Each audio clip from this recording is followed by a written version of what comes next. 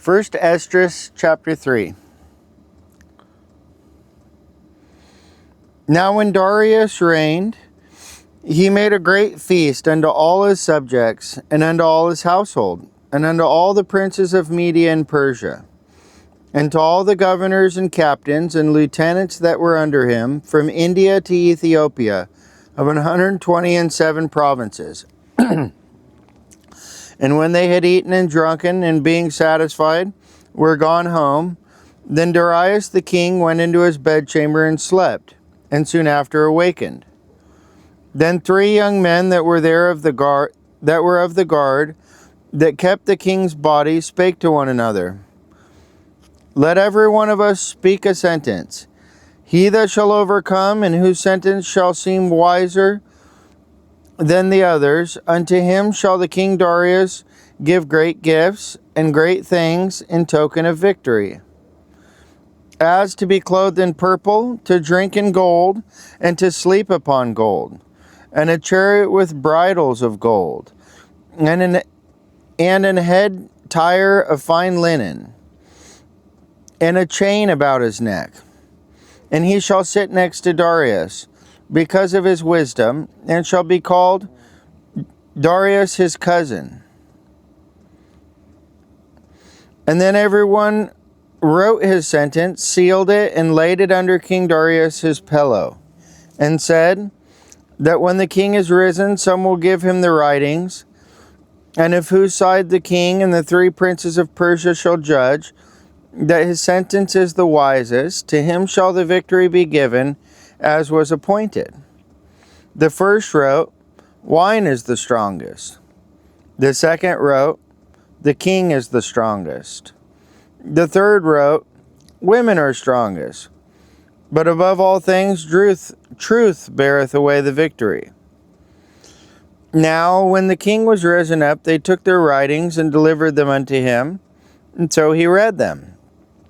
And sending forth, he called all the princes of Persia and Media, and the governors, and the captains, and the lieutenants, and the chief officers, and sate him down in the royal state of judgment, and the writings were read before them. Excuse me. And he said, Call the young men, and they shall declare their own sentences. So they were called and came in. And he said unto them, Declare unto us your mind concerning the writings. Then began the first, who had spoken of the strength of wine. And he said thus, O ye men, how exceedingly strong is wine! It causes all men to err that drink it. It maketh the mind of the king and of the fatherless child to be all one, of the bondman and of the freeman, of the poor man and of the rich. It turneth also every thought into jollity and mirth, so that a man remembereth neither sorrow nor debt. And it maketh every heart rich, so that a man remembereth neither king nor governor, and it maketh to speak all things by talents. And when they are in their cups, they forget their love, both their friends and brethren, and a little after draw out swords. But when they are from the wine, they remember not what they have done. O ye men, is not wine the strongest, that enforceth to do thus? And when he had so spoken, he held his peace. Chapter 4. Then the second that had spoken of the strength of the king began to say, O ye men, do not men excel in strength, that bear rule over sea and land and all things in them? But yet the king is more mighty, for he is Lord of all these things, and hath dominion over them, and whatsoever he commandeth them they do. If he bid them make war the one against the other, they do it. If he send them out against the enemies, they go, and break down mountains, walls, and towers. They slay and are slain, and transgress not the king's commandment. If they get the victory, they bring all to the king, as well as well the spoil as all things else. Likewise, for those that are no soldiers, and have not to do with wars, but use husbandry, when they have reaped again that which they have sown, they bring it to the king, and compel one another to pay tribute unto the king. And yet he is but one man. If he command to kill, they kill, and if he command to spare, they spare. If he command to smite, they smite.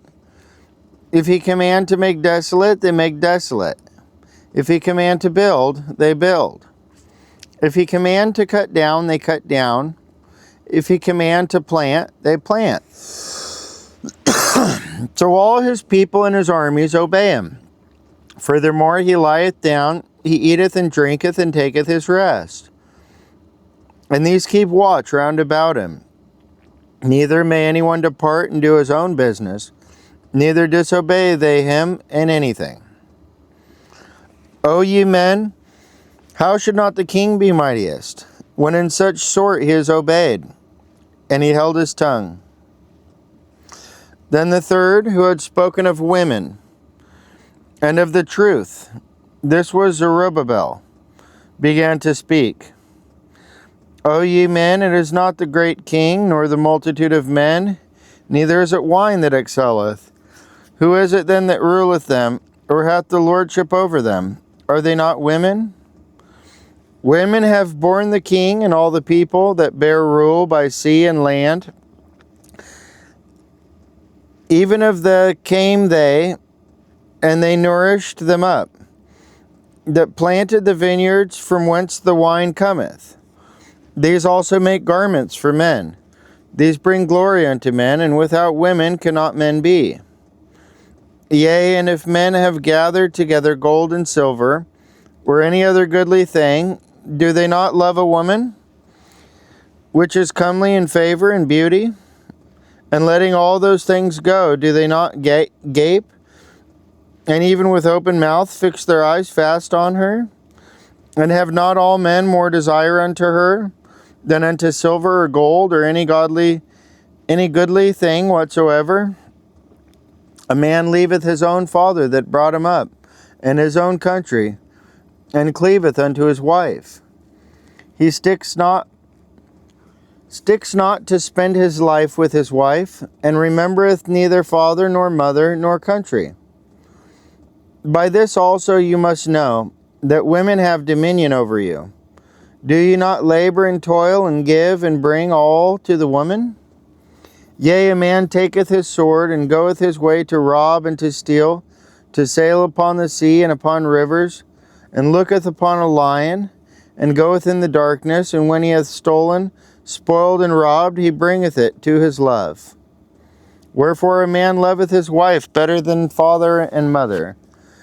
Yea, many there be that have run out of their wits for women, and become servants for their sakes. Many also have perished, have erred and sinned for women. And now do you not believe me? Is not the king great in his power? Do not all regions fear to touch him?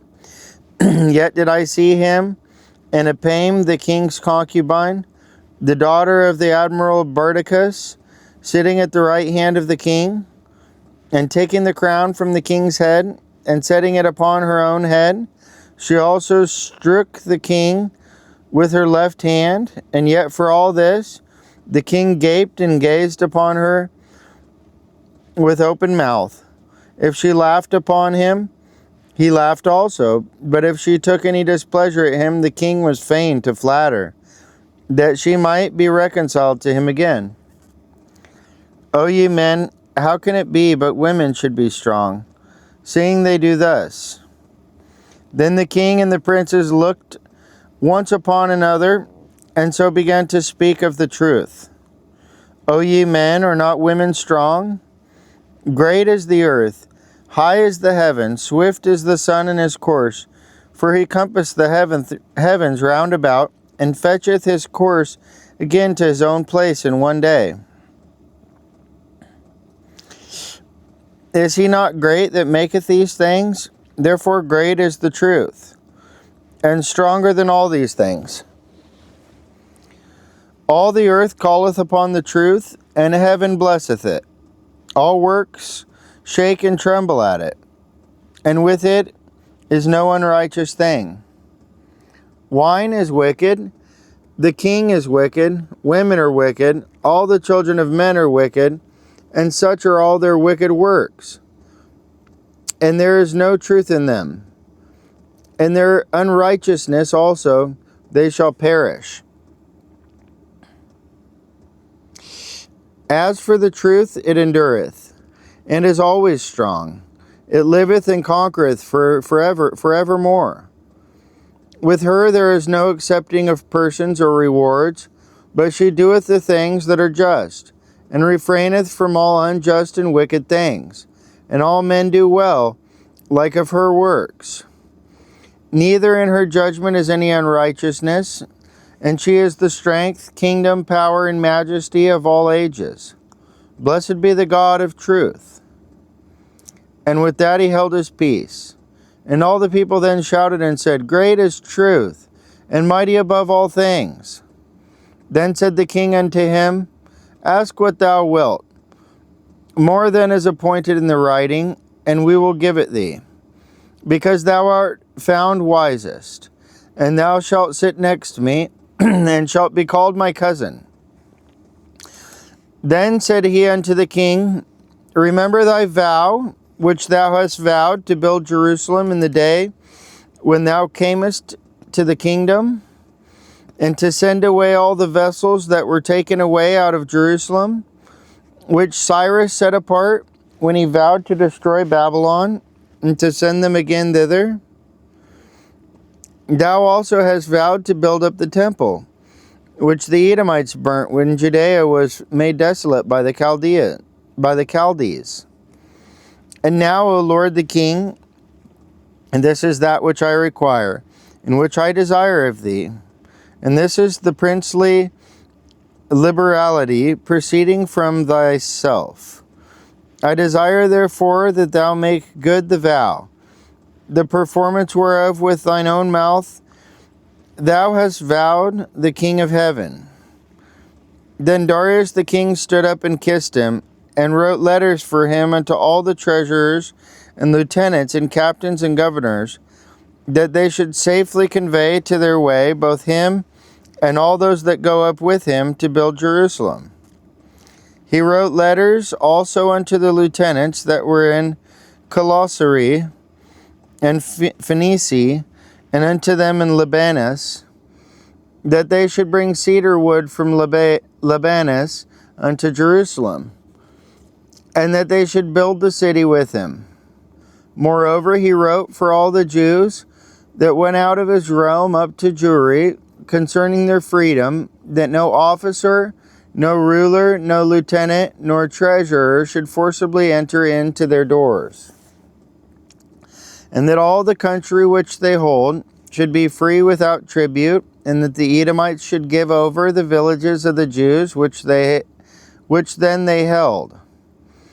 Yea, that there should be yearly given 20 talents to building of the temple, until time that it were built. Another 10 talents yearly, to maintain the burnt offering upon the altar every day, as they had a commandment to offer 17. And that all they that went from Babylon to build the city should have free liberty as well, they as their posterity, and all the priests that went away. He wrote also concerning the charges and the priest vestments wherein they minister, and likewise for the charges of the Levites, to be given them until the day that the house were finished, and Jerusalem builded up. And he commanded to give all that kept the city pensions and wages. He sent away also all the vessels for Babylon that Cyrus had set apart, and all that Cyrus had given in commandment, the same charges he also to be done, and sent unto Jerusalem. Now when this young man was gone forth, he lifted up his face to heaven toward Jerusalem, and praised the King of heaven, and said, From thee cometh victory, From thee cometh wisdom, and thine is the glory, and I am thy servant. Blessed art thou who hast given me wisdom, for to thee I give thanks, O Lord of our fathers. And so he took the letters and went out, and came unto Babylon, and told it to all his brethren. And they praised the God of their fathers, because he had given them freedom and liberty, to go up and to build Jerusalem, and the temple which is called by his name. And they fasted with instruments of music and gladness 7 days.